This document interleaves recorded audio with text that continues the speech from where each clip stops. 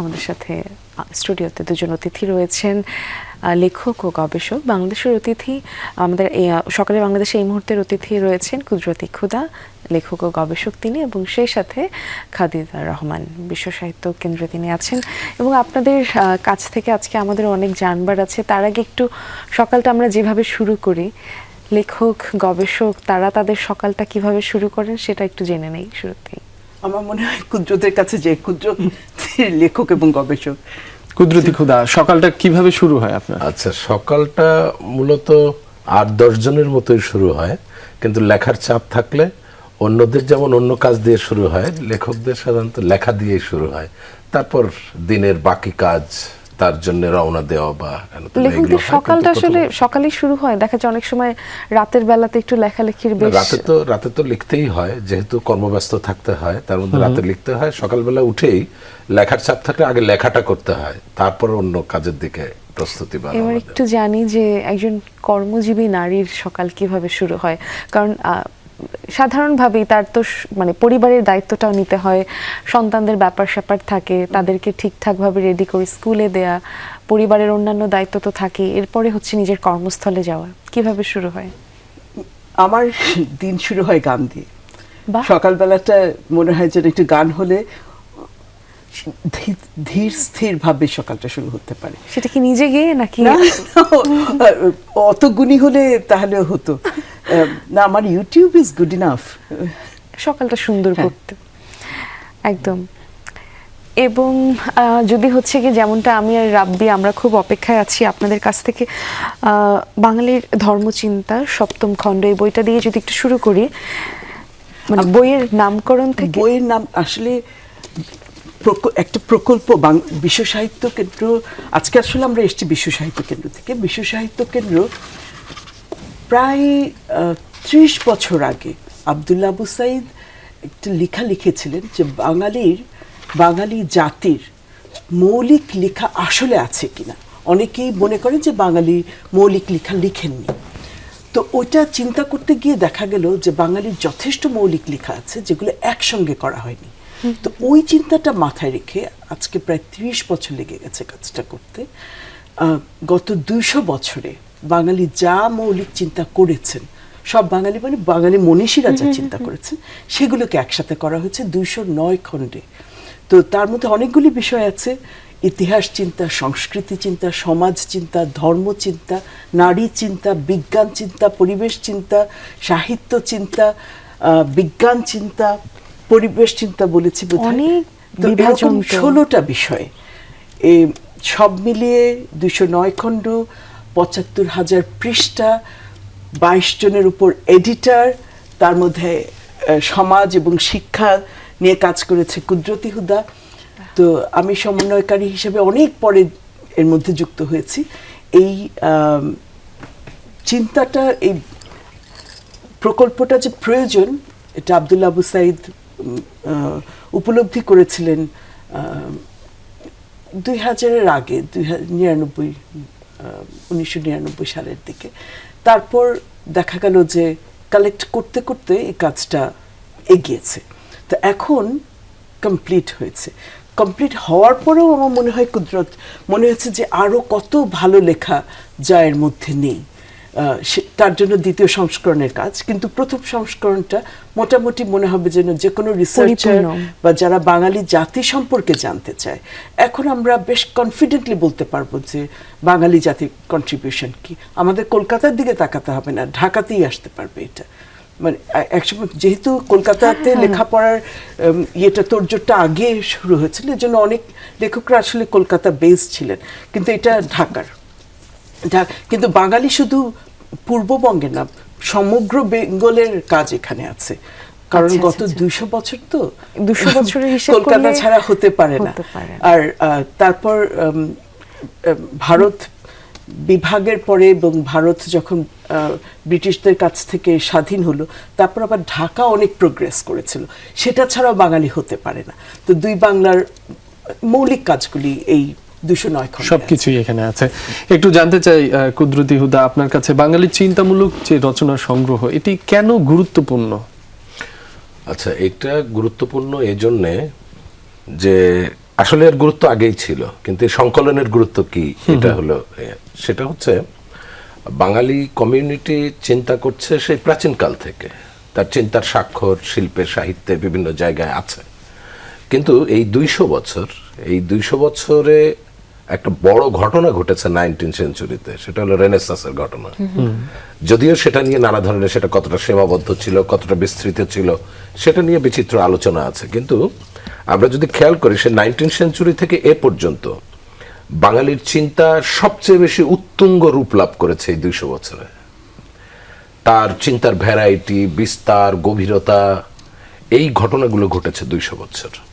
ফলে এই 200 বছর বাঙালির জন্য অত্যন্ত সিগনিফিক্যান্ট। এই 200 বছরকে বলা হয় আধুনিক যুগ। আর এটা যেহেতু প্রবন্ধ সংকলন বা চিন্তার সংকলন, এই জন্যে প্রবন্ধটার উদ্ভব হয়েছে আসলে 19 শতকে, মানে এই 200 বছরের মধ্যে। এই জন্যে এই 200 বছর ছাড়া এর আগে গেলে আপনি বাঙালির চিন্তা যদি সংকলন করতে হতো আপনার, তাহলে হয়তো কবিতাকে সংকলন করতে হতো। এই জন্যে গদ্যের দিকে আসা, প্রবন্ধের দিকে আসার কারণে একটা, আরেকটা হচ্ছে বাঙালির চিন্তার সবচেয়ে উত্তুঙ্গ মুহূর্ত হলো এবং বিস্তৃত পরিসর তৈরি হয়েছে চিন্তায় এই 200 বছর। এই জন্য 200 বছরকে বেছে নেওয়া হয়েছে। আরেকটা বিষয় আছে, সেটা হচ্ছে আমরা এখন চিন্তার যে ধরন, যে প্যাটার্নের মধ্যে বসবাস করছি, আমাদের এই চিন্তার ধরনকে চরমভাবে এই 200 বছরের চিন্তাই মূলত শাসন করছে। এই জন্য এই 200 বছরের চিন্তা। আধুনিক যুগ। আপনাদের মানে বিশ্ব সাহিত্য কেন্দ্রের প্রসঙ্গ যখন আসে, তখন আব্দুল্লাহ আবু সাইদ স্যারের প্রসঙ্গ স্বাভাবিকভাবেই চলে আসবে। এবং স্যারের 25 জুলাই স্যারের জন্মদিন ছিল, এবং আমাদের জন্য বাংলাদেশের আমরা যারা নাগরিক আছি তাদের কাছে তিনি এখন এই মুহূর্তে একজন অভিভাবক স্বরূপ, এবং তার যে সৃষ্টিশীল লেখা এবং তার যে সাহিত্যে তার যে অবদান, সেটা আসলে বাঙালি মানে যতদিন সামনের প্রজন্ম থাকবে সেটা স্মরণ করতেই হবে। স্যারের একটা বক্তব্য আসলে আমরা শুনে আসতে চাই এই মুহূর্তে দর্শক। কত বৈরী পরিবেশও কাজ করে, তো সেই জন্য আমরা যে কোনো পরিস্থিতিতেই আমরা কাজ করতে পারি। আমি সবসময়ই কাজ করতে ভালোবাসি এবং কাজকে একটা আনন্দময় জিনিস মনে করি। এর কোনো ভবিষ্যৎ আছে কিনা, এ করলে কি হবে, এই বই বের করলে বাঙালি জাতি আকাশে উঠবে কিনা, এইগুলো ভাবি না। মনে হয় যখন মনে হয় যে এই কাজটা করলে সবারই উপকার, সবারই আনন্দ, আমারও আনন্দ। সেদিন রবীন্দ্রনাথের একটা লাইন পড়লাম, আমি নৈক সূর্য নৈক চন্দ্র, তাতে কি আমার কম আনন্দ। একটা জোনাকি বলছে যে আমি নৈক সূর্য নৈক চন্দ্র, তাই কি আমার কম আনন্দ। আমার মনে হয় যে মানুষ তো বাঁচে টাচে না, এগুলো তো কিছু না, তো আনন্দটাই তো বাঁচা। এবং এই জন্য কাজ করতে আমার ভালো লাগে। আমি কোনোদিন টায়ার্ড ফিল করি নাই কোনো কিছুতে না। আমাকে একজন সেদিন বলছেন যে আপনি কাজের জন্যই মারা যাচ্ছেন এখন। আমি বললাম যে আপনি কাজ ছাড়াই মারা যাবেন। আমরা শুনছিলাম অধ্যাপক আব্দুল্লাহ আবু সাইদের বক্তব্যটি। আমরা 87 বছর পূর্ণ করে 88তম বছরে পদার্পণ করেছেন উনি। শিক্ষক, লেখক, গবেষক, বিশ্ব সাহিত্য কেন্দ্রের প্রতিষ্ঠাতা, অসাধারণ বক্তা, নানা গুণে গুণান্বিত এই মানুষটি সম্পর্কে একটু আপনার কাছ থেকে জানতে চাই। এবং যদি স্যারের কোনো রচনা বা লেখা আমাদেরকে পড়ে শোনানোর থাকে। অনেকগুলি বিশেষণ, কিন্তু উনি কবিও। হ্যাঁ, এটা তো ওনার এটাই বললাম, নানা গুণে গুণান্বিত। আসলে ওনাকে ডিফাইন করা মুশকিল। কুদরত এটার মধ্যে ভালো বলতে পারবে। 60-এর দশকে আব্দুল আবু সাইদের যে কন্ট্রিবিউশন, কারণ তখন এরা স্যারের কবিতা দিয়ে শুরু উনি হয়েছিল। ওনার একটা নিউজপেপার না, সাহিত্য পত্রিকা ওনারা করেছিলেন। কারণ কি, তখন কলকাতায় এরা এত মডার্ন, জাস্ট ইমাজিন করেন, তখন উত্তম কুমার আছে এবং সুচিত্রা সেই সময় সেই তুঙ্গে আছে। এবং সেই সাথে কবিরা তো চিন্তা করা যায় না, শক্তিরা তখন ঘুরে ঘুরে বেড়াচ্ছে, এবং ওরা যেভাবে ইংরেজি কবিতা জানে সেরকম বাংলা জানে, অ্যারাবিক জানে, ফার্সি কবিতা জানে, সব কিছু, এবং তখনকার সাহিত্যের লেখকদের সবকিছু মধ্যে জানে। কিন্তু এই প্রবণতাটা ছিল যে অন্যান্য ভাষার যে জ্ঞান আহরণ, আমরা তো আসলে এখন ওই চ্যাট জিপিটিতে এতটা বেশি অভ্যস্ত হয়ে আর গিয়েছি। এই পাশে বাংলাতে আমার মনে হয় যেহেতু মুসলমানরা একটু পরে এই জাগরণটা এসছে, আমরা তখন ক্যাচ আপ করছি, তো ওইটা সেই 60-এর দশকে আব্দুল্লাহ আবু সাঈদের যেই দলটা, ওনার নেতৃত্বে একটা দল তৈরি হয়ে যায়, তারা উপলব্ধি করেছিলেন যে ওই আন্দোলনটা এই পাশের প্রয়োজন আছে, মডার্ন হওয়ার। এই জন্য একটা পত্রিকা ওনারা বের করতেন, কণ্ঠস্বর। বাহ। কণ্ঠস্বর তখন হয়ে যায় একটা হাতিয়ারের মতো, ওই পাশে এবং বুদ্ধদেব বসু বাঙালির যেরকম কণ্ঠস্বর করেছে, হয়ে যায়। কণ্ঠস্বর হয়ে যায়, ইয়াংদের একটা কণ্ঠস্বর। আপনার কাছ থেকে একটা স্যারের কবিতা স্যার একটা কবিতা আমি চেষ্টা চাই। করছি করবার জন্য। শুনি। 27 বছরের কবিতা। 27 বছর পীড়ার বয়স, চোখে কালো কালশিরার বয়স। 27 বছর ছুটিয়ে রটায় সোনালি শরৎ শীতের কোঠায়। 27 বছরের জীবনের জ্বর, তবু প্রার্থনা 27 বছর। ব্যথিত 27 আনমনে ভাবে, এমন রূপলি আকাশও হারাবে। 27 বছরে নিরক্ত স্নায়ু, অঝরে অজান্তে বেড়ে যায় আয়ু। 27 বছর জীবনের ক্ষয়, টের পেয়ে যায় চেনে পরাজয়। তবু তো 27 পেরিয়ে এসেছে, অনেক চড়াই অনেক দেখেছে। আশা আর যাওয়া, লোভ আর ক্ষয়, উদ্যম ব্যথা ভীরু সংশয়। বিরোধ বিজয় বিয়োগের গাঁথা, উতরে জীবন উঁচু করে মাথা। ফলত 27 জীবনকে চেনে, বেদনাকে জেনে, বিফলতাকে চেনে। ব্যথিত 27 জীবনের জয়, তবু প্রার্থনা 27 বছর। বাহ, বাহ, দারুণ। দারুণ। এটা মানে মানুষ, আমরা তো বয়সটা খুব তাড়াতাড়ি চলে যায়, কিন্তু 27 বছর বা ওই ইয়াং সময় আমরা কত কিছু করি, না জেনে করি, এবং অনেক সাহসী থাকি, এবং লুকিং ব্যাক চিন্তা করে দেখে আসলে কি যেমনটা আমরা সাকসেস। সুকান্তের একদম কবিতা তাই। পেয়েছিলাম। ভুল কাজগুলোই করি, কিন্তু এই যে ভুল কাজগুলি করতে করতে একসময় মনে হয় যে একটা সময়টা জায়গা হয়তো পেরিয়ে গেছে। গেছে। সুকান্তের কবিতায় যেমন আমরা পেয়েছিলাম যে 18 বছর বয়স মাথা হ্যাঁ, নোয়াবার হ্যাঁ। নয়, তেমনি মানে তরুণের জন্য রাব্বির হয়তো প্রশ্ন Romanticism-এর থাকতে time পারে। আসলে। কুদরতি হুদা, আপনার কাছে একটু জানতে চাই, আপা, আপনার কাছ থেকে চমৎকার একটা আবৃত্তি শুনলাম স্যারের লেখা একটি কবিতা, আরো একটা কবিতা শুনে নিতে চাচ্ছি আপনার কণ্ঠে। আমি আসলে চেষ্টা করছি। এই নিশ্চয়ই। কবিতাটার নাম হচ্ছে মৃত্যুময়ের জন্যে।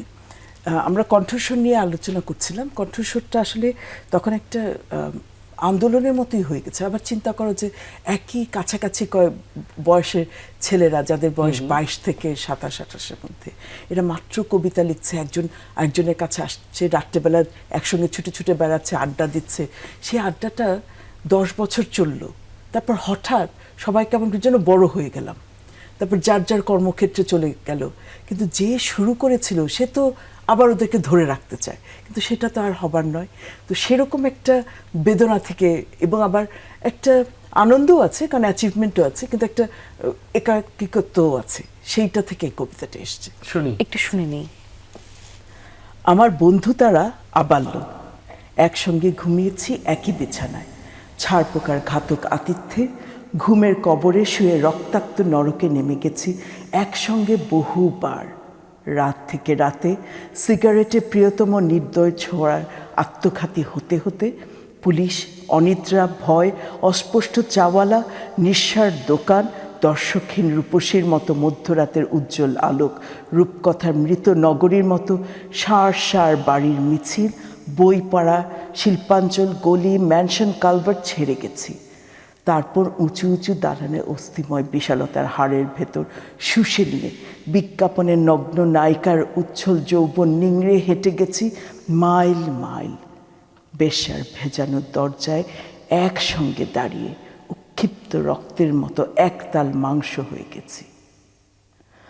আমার বন্ধু তারা আজও আমরা একই রক্তের শার্টে শরীর ঢাকি, একই প্যান্ট পরি।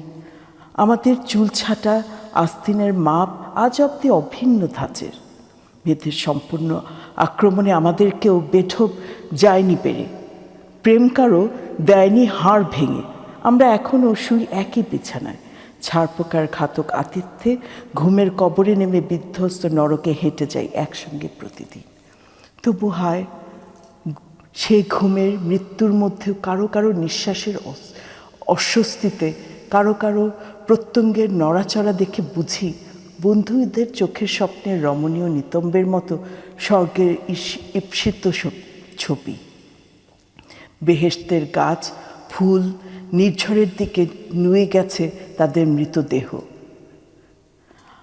আমরা সবাই বন্ধু, একরঙা জামা গায়ে, একই রঙের চুল ছাটা, মাথার কার্নি সেটে, বহুবার রাত থেকে রাতে পুলিশ, অনিদ্রা ভয়, অস্পষ্ট চাওয়ালা, নিঃস্বার দোকান পিছে ফেলে আলাদা গলিতে হাঁটতে এখনও তবু কারো কারো অনিচ্ছুক পদক্ষেপ হাঁটবার দ্বিধান্বিত গতি বলে দেয় তাদের পায়ের উৎসাহ ভিন্ন ভূগোলের দিকে।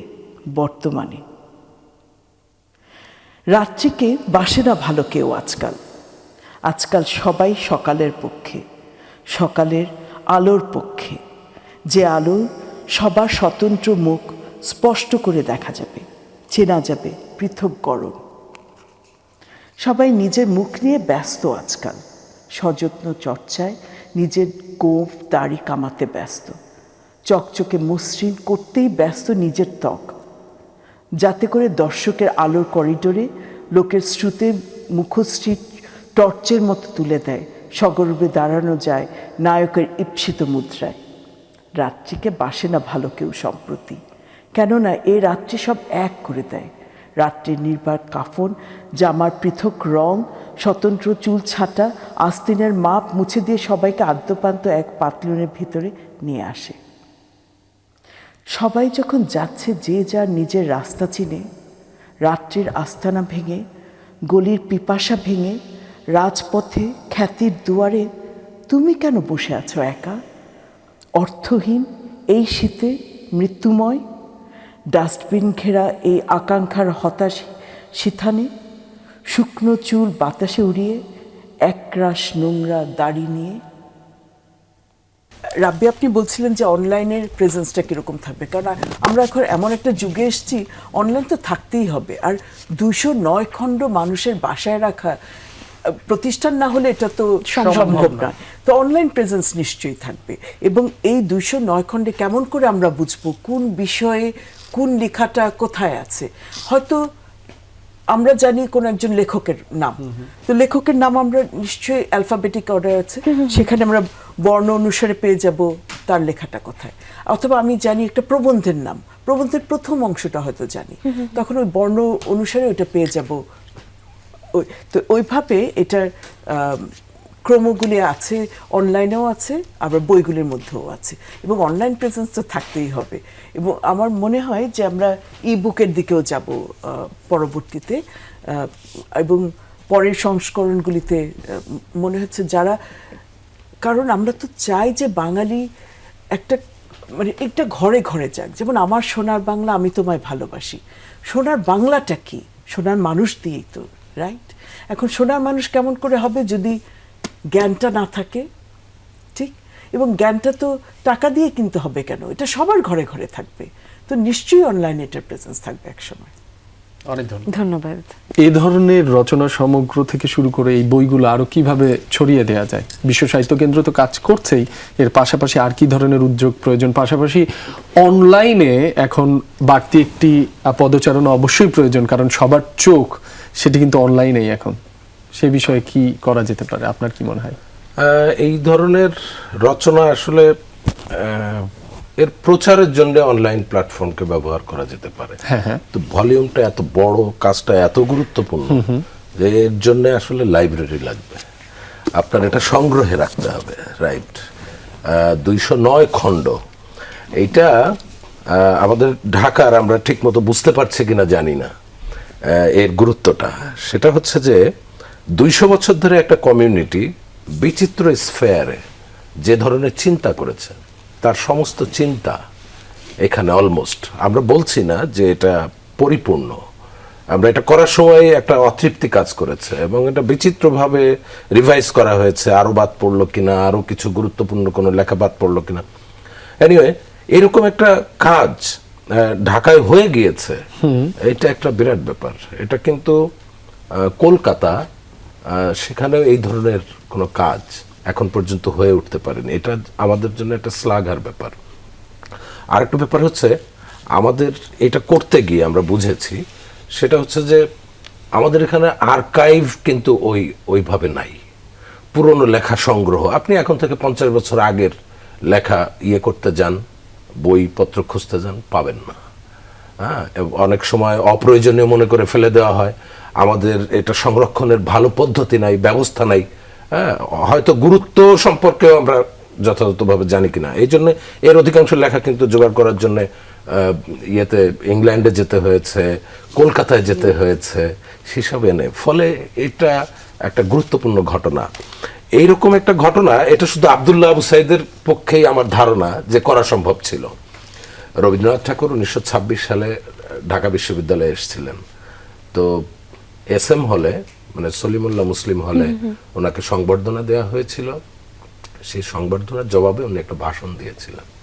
সেই ভাষণে বলেছিলেন ছাত্রদের যে বেশি আস্ফালন করা, হ্যাঁ, বাকোয়াজি করা, এগুলো কম করবে, কাজটা করবে। হ্যাঁ, সেটা কি উনি একটা উদাহরণ দিয়ে বলেছিলেন যে মানে সিটি বাজাইতেই যদি স্টিম ফুরাইয়া যায়, জাহাজ চলিবে কিসে।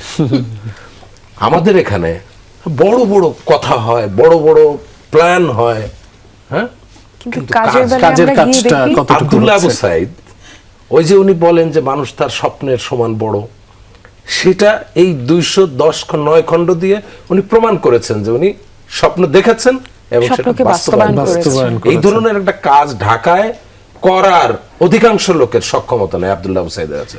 আব্দুল্লাহ আবু সাইদ আসলে ওনার নানা ক্রিটিক আছে। যেমন আপনি বলেন উনি কেন এই পলিটিক্সের না, উনি কেন ওই পলিটিক্সের না। আপনি নিশ্চয়ই জানেন যে বাংলাদেশের বুদ্ধিবৃত্তিকে মূলত দূষিত করেছে হলো এই পলিটিক্যাল অ্যাম্বিশন, মানে বুদ্ধিজীবীদের পলিটিক্যাল অ্যাম্বিশন। সেটা আব্দুল্লাহ আবু সাইদের নেই কেন, এটাও হয়তো তার একটা দোষ। কিন্তু উনি যেটা করতে চেয়েছেন, আমি ওনাকে যেভাবে রিড করি, অন্যকে অন্যভাবে রিড করতে পারে, উনি কাজ করতে চেয়েছেন। কণ্ঠস্বর পত্রিকা করেছেন উনি 60s-এ।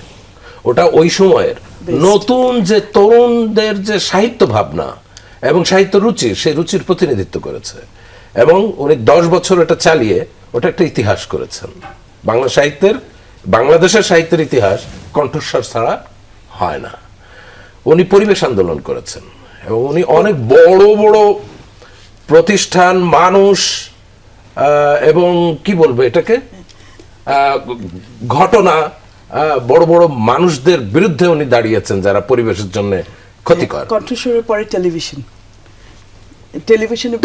উনি দেখিয়েছেন ইতিহাসে যে বেস্ট প্রোগ্রাম উচ্চতা কেমন হতে পারে বলছিলেন একটা ওনার, anchor ship-এ। আমরা এমন একটা মানুষ নিয়ে আলোচনা করছি যাকে নিয়ে আসলে ঘন্টার পর ঘন্টা কথা বললে শেষ শেষ হবে হবে না। Exactly. আপনাদের আমরা দিকে- একেবারেই শেষ পর্যায়ে বিশ্ব রয়েছি। সাহিত্য কেন্দ্র ওনার একটা উত্তুঙ্গ ইয়ে। আর আপনাদের লেখক দুজনকে জীবন অনেক আছে। ধন্যবাদ আমাদের সময় জি। দেওয়ার জন্য।